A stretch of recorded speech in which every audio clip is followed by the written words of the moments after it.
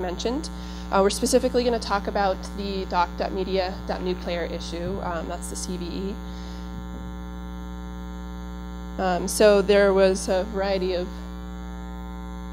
articles about it. We're going to walk through this real-life issue so you can see the PSIRT workflow in process and kind of see along the way what we did regarding this particular issue, as well as digress into some related topics and maybe take some lessons learned to either what you do, and certainly we always appreciate feedback at the end. Okay, so let's dive right in.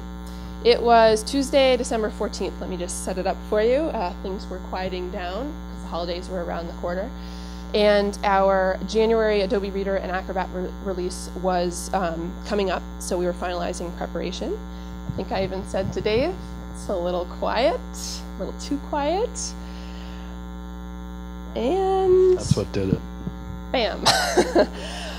This was the email, and besides, of course, the attention-grabbing text, we definitely have a lot of trusted sources that contact us where we sit up and take notice. And Stephen Adair is part of the Shadow Server organization. He's definitely one of the trusted sources. So we, definitely said, all right, we got to take a look at this. Just as a sidebar note, Shadow Server often learns of issues through the assistance of their partners, just to show you the extent of the communication lines. And they monitor security-related anomalies, and if they find anything interesting around Adobe products, they definitely get in touch with us. And he wanted to make sure, that communication line is definitely happening, and we appreciate it. But as seen, it's as simple as that. An email can come in and completely change your day. It definitely did for us. But then again, that's how it is. That's what we're prepared for as far as incident response. Ultimately, other partners of ours contacted us with similar information, adding credibility to the report. So we immediately knew there was an exploit in the wild.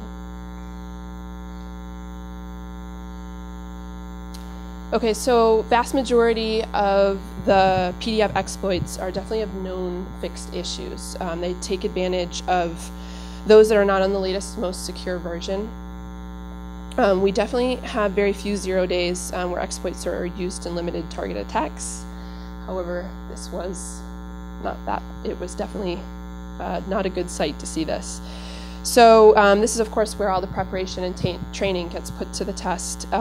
And I believe this is how Dave got his nickname. So now what? As mentioned before on our workflow, one of the first things we do is we talk to our triage team as part of PSIRT. We have to ask ourselves, is this thing really real? At the same time, we're obviously sending it to the affected product team, and Asset is also a part of this process, considering if any other products are affected.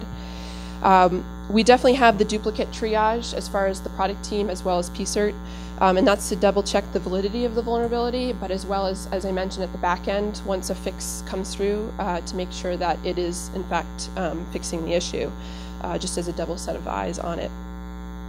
And in this case, and I'm going to read here because I want to make sure I get this right, it was called a printd issue. Everyone thought it was a printd or util.printd, as that was the last JavaScript class called before the issue caused a crash. So it wasn't very obvious where the bug was immediately, but after some investigation and pulling things apart, we determined printd was not actually relevant.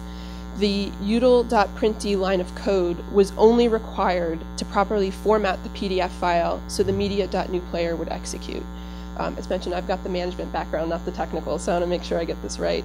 The exploit was actually a format string bug in the doc.media.newPlayer function, and we realized it uses a use after free condition, which is within the doc.media.newPlayer JavaScript API. So basically, the outcome is you think you're running a PDF, and you're actually running an exploit. So there was definitely some initial confusion as far as the reports coming in. Not out of malice, but certainly just because of this printd call. So we definitely, by taking the time to verify what was really happening, allowed us to proceed with more accuracy. And this is definitely something Adobe takes very seriously, to make sure that the validity of everything we're processing is correct. Okay. So back to December 14th. So our triage has confirmed the issue is real. We know this thing is a real 0-day. So communication starts to happen, and of course, there's nothing better than getting a meeting request about a 0-day. Definitely gets a lot of people's attention.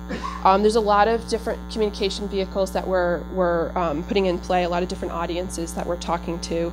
As mentioned, we're definitely having conversation with the researchers that have reported the issue to us, partners and then some, keeping them of the loop of what we're finding, our investigation, so that communication is open. We're obviously talking to the product team, and as mentioned, if there's any other product teams affected, we're making sure that that communication is ongoing. ACID is very much involved. We also are working with our executive level to make sure they're informed as necessary, considering this is very important to the company. PR is involved, and then ultimately we're thinking about how we need to talk to the public.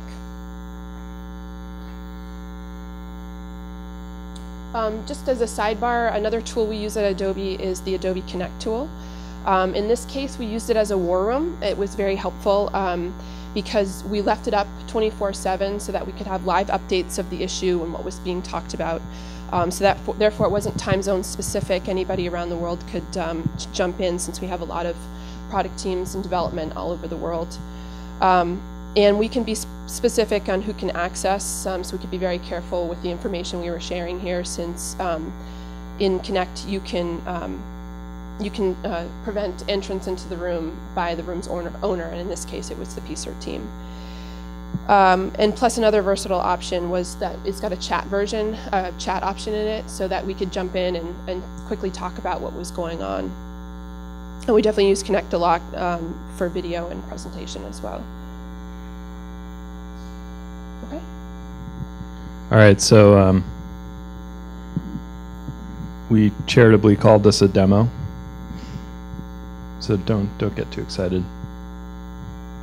So I'm just going to show you kind of what the vulnerability looked like. If I can get the VM running. That's not the way to do it.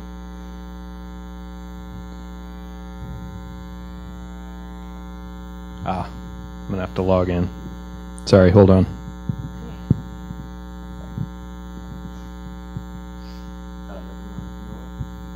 The resolution is all messed up.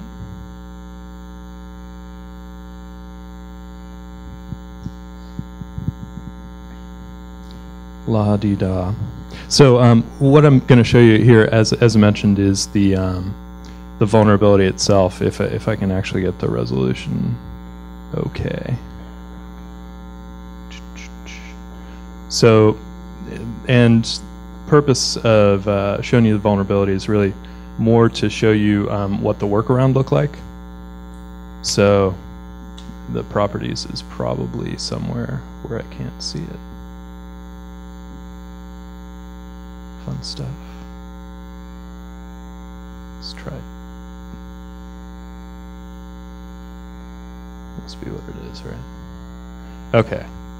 So this is one of the first POCs we got in util print D. You can see it's still called that. So no gnarly exploit is going to run. You can see where things are not going well. Just to give you an idea of what might have happened. And if you're looking at your screen, you might want to look up just briefly at the picture here. It's a pretty good one. So as I said, that besides being an excuse to show you this picture, which I'll take that excuse, the idea there is just to show you. We'll get back to this later. It'll pay off, I swear. Kind of.